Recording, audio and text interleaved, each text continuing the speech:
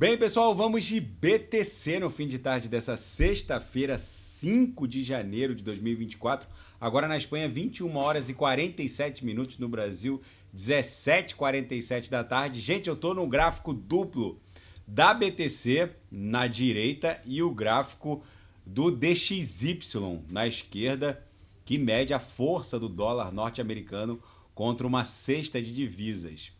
Por que é muito importante a gente analisar? Toda vez que a Bitcoin se movimenta de forma selvagem, é preciso olhar para o DXY. O DXY claramente está acumulando numa grande cunha triangularizada e desde setembro de 22.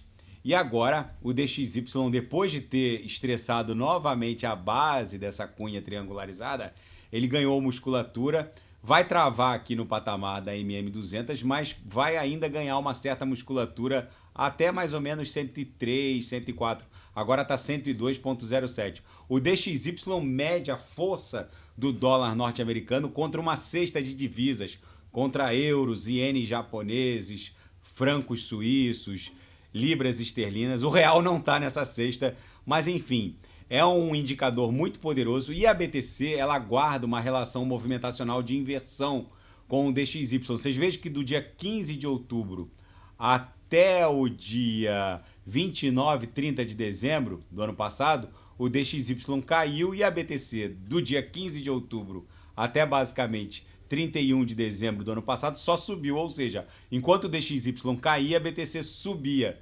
Agora que o DXY ganhou uma certa musculatura, a BTC está revelando uma certa fraqueza.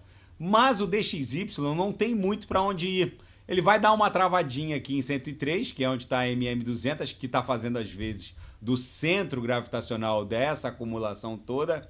E ele provavelmente vai ficar pipocando aqui, vai ficar espremido entre 103, 102,50 e acabar explodindo para baixo.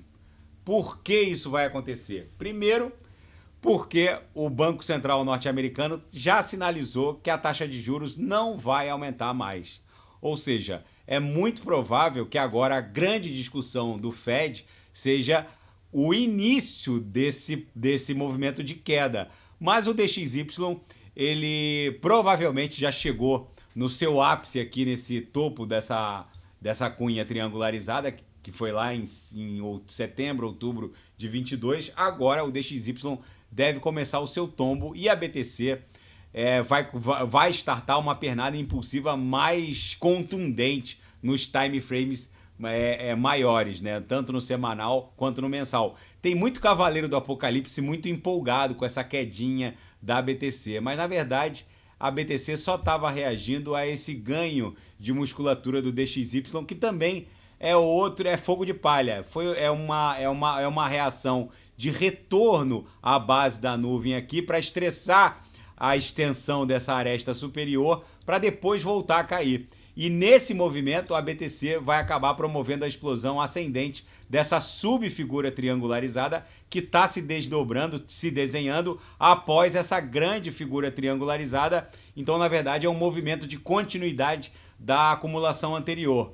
No gráfico mensal, já que a gente está começando o mês de janeiro, a gente terminou o mês de dezembro de 23 com um belíssimo corpo real comprador. No gráfico mensal, a BTC desenhou um embrião de uma nebulosidade esverdeada. Na minha leitura, aqui no mensal, a BTC só vai descansar num patamar acima de 55 mil dólares. Com certeza a gente está indo para estressar a upper subsequente dessa grade de expansão logarítmica exponencial. Eu não tenho como aceitar um viés baixista diante desse cenário completamente comprador, com um ganho de musculatura comprador muito interessante, um ímpeto comprador muito interessante. A gente está desenhando o primeiro, o segundo, o terceiro, é o quarto corpo real comprador. Quando a BTC faz isso, normalmente aqui no mensal, onde ela revela uma inércia movimentacional muito grande, ela só encerra esse ímpeto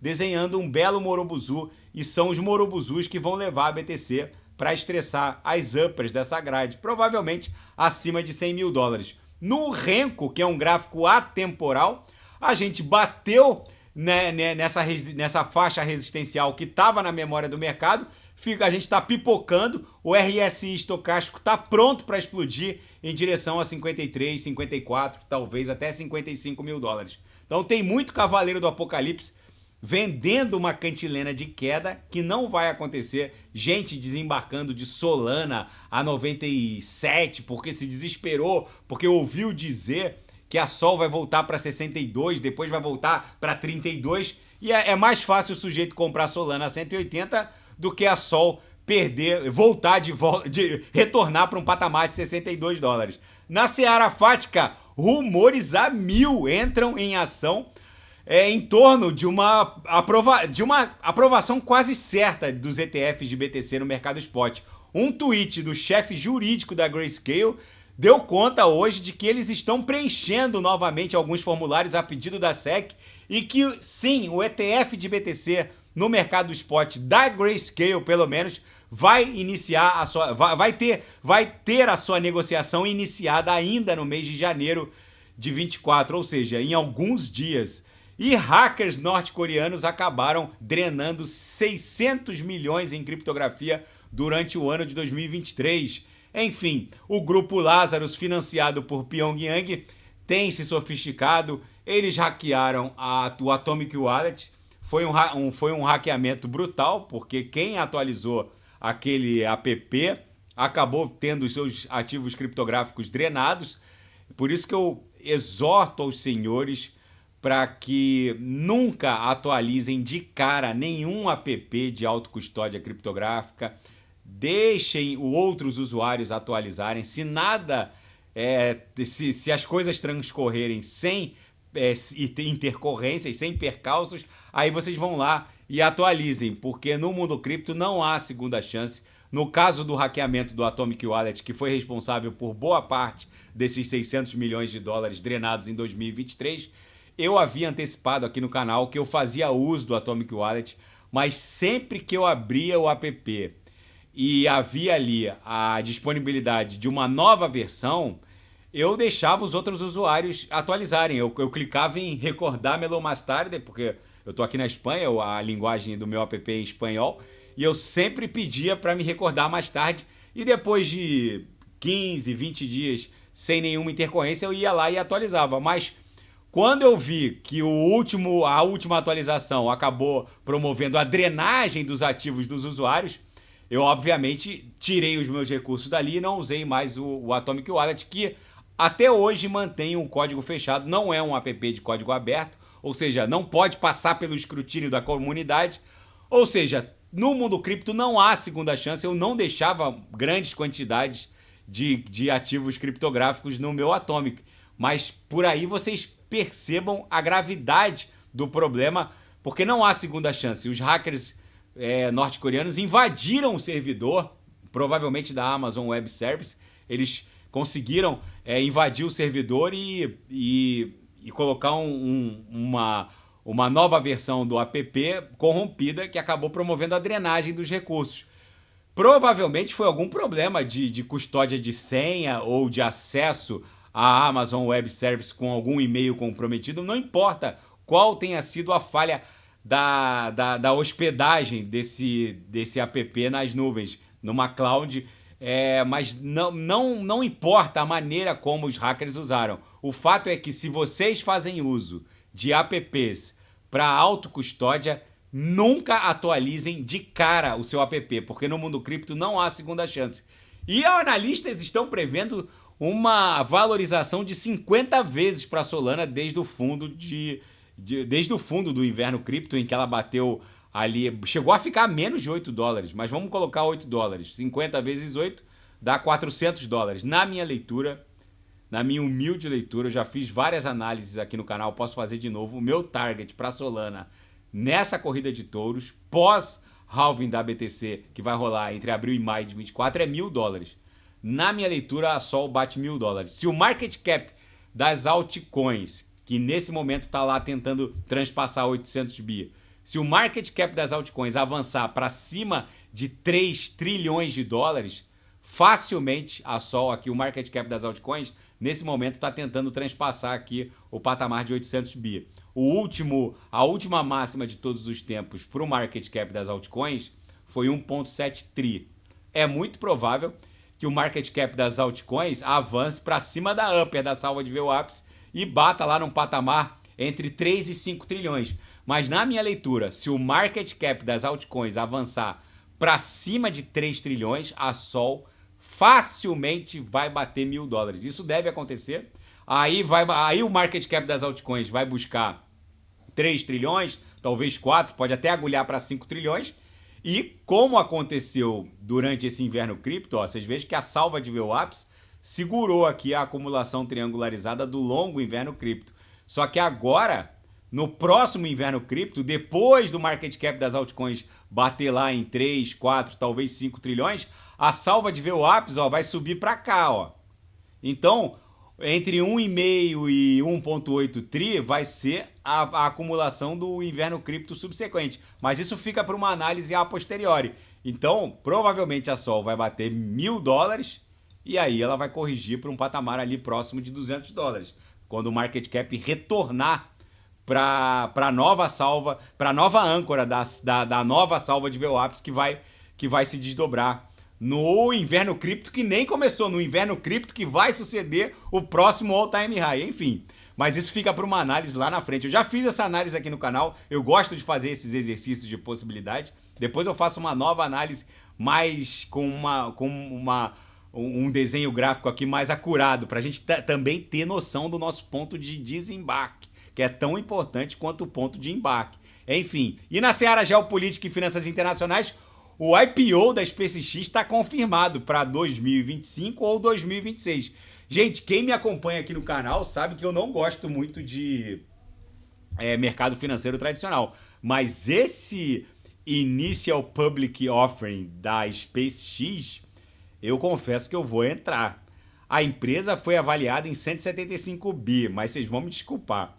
Uma empresa privada que coloca objetos em órbita já detém a maior quantidade, uma quantidade privada de satélites que ultrapassa 99,9% dos países, dos estados soberanos. Vocês vão me desculpar, mas uma empresa dessa iniciar a sua negociação valendo só 175 bi, isso aqui é uma empresa que facilmente vai disputar a condição de empresa mais valiosa do planeta junto com Apple, Microsoft, vai para o patamar de trilhões facilmente, Nvidia, enfim. Na minha leitura, isso aqui é 1 vezes 10 fácil no mercado financeiro tradicional e não aparece toda hora também. Os diretores da SpaceX, principalmente o Elon Musk, que é o CEO, ele reporta que sim, o IPO vai acontecer entre 2025 e 2026, e é provável que esse seja a avaliação da empresa, deve ficar nesse patamar, entre 100 e 200 bi. Se o IPO girar em torno de 500 bi até 2025, 2026, ainda seria um IPO interessante. Mas vamos ver como isso vai se desdobrar. E autoridades turcas acusam Israel de usar ativos criptográficos para recrutar e pagar espiões. Num desenvolvimento surpreendente e recente, as autoridades turcas acusaram o serviço de inteligência israeli, o Mossad, de usar criptomoedas como ferramenta para recrutamento de espiões na Turquia. O Ministério do Interior turco, através do seu ministro Ali Yerlikay, anunciou a detenção de 34 indivíduos ligados ao Mossad por via criptográfica, o novo normal, e o Irã prendeu 11 suspeitos das explosões que ceifaram mais de 100 vidas. Prenderam 11 suspeitos nas explosões que ceifaram mais de 100 vidas num evento que estava, numa solenidade, melhor dizendo, que estava acontecendo em torno do sepulcro do eliminado, abatido general de 4 estrelas, Qassem Soleimani, que foi eliminado por um drone norte-americano há pouco mais de um ano. Enfim, o mundo está virado literalmente numa hecatombe nuclear. A BTC aqui no diário está acumulando numa nova figura triangularizada que vai redundar numa mega explosão até 52, 53 mil dólares. A BTC guarda uma relação movimentacional de inversão com o DXY. O DXY ganhou uma certa musculatura nos últimos 3 dias, mas na verdade ele só vai estressar aqui a base da nuvem para depois continuar caindo e provavelmente essa acumulação triangularizada vai explodir para baixo. Vocês vejam que de 15/10 de 2003 o DXY caiu, a BTC subiu, agora que o DXY ganhou musculatura, vai travar aqui na MM200, a BTC vai ganhar um certo oxigênio aqui também nas próximas horas, porque o DXY vai pipocar na MM200, mas depois vai avançar até 103,5, talvez 104, para depois cair igual uma jaca e depois a BTC explodir em direção a 52, 53. Tá bom, pessoal? Se nada fugir do script, eu volto amanhã para analisar a própria BTC. Fiquem com Deus e quem quiser sugerir é só colocar nas mensagens abaixo. Até amanhã, grande abraço, fiquem com Deus.